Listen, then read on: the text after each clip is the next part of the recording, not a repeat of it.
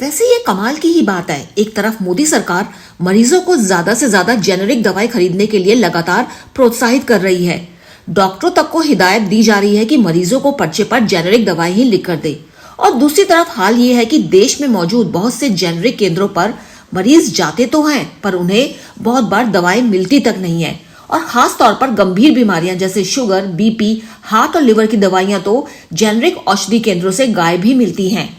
और ये एक बार नहीं बल्कि बार बार का एक्सपीरियंस है जो मरीज फेस कर रहा है।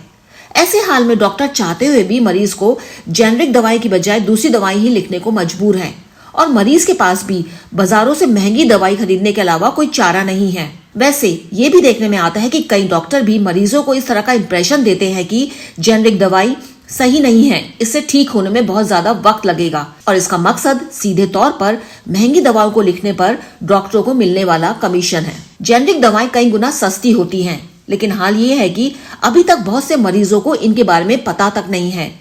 उन्हें नहीं पता कि बाजारों में मौजूद जेनेरिक केंद्रों में ऐसी भी दवाई होती हैं जो बहुत कम पैसे में मिल जाती हैं और उसका असर उतना ही होता है जो महंगी दवाइयों का। वैसे जानकर मानते हैं कि ये सरकार की ही फेल्योर है कि इन दवाओं के बारे में ज्यादा से ज्यादा जागरूकता नहीं की जा रही है। इस बात पर तो ध्यान देना ही पड़ेगा कि देश में बिकने वाली जेनेरिक दवाओं की क्वालिटी बढ़िया हो, क्योंकि इस तरह की रिपोर्ट भी सामने आ रही है कि जेनेरिक दवाई बनाने वाली इंडियन कंपनियां जितना ध्यान बाहर भेजने वाली दवाइयों की उत्तमता पर रखती हैं, भारत में बेचने वाली दवाइयों पर नहीं।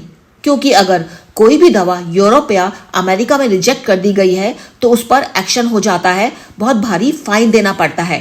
पर भारत में ऐसा कुछ नहीं करना पड़ता, क्योंकि भारत में इसके लिए कोई खास कानून नहीं है। शायद यही वजह है कि भारतीय मेडिकल काउंसिल की तरफ से इन दवाइयों पर बहुत विश्वास नहीं जताया गया है। सुमन कांसरा, आई ऑफ ट्रुथ। हमारे चैनल आई ऑफ ट्रुथ को सब्सक्राइब कीजिए यूट्यूब पर, इसे फॉलो कीजिए फेसबुक पर, इंस्टाग्राम पर, ट्विटर पर और कू पर।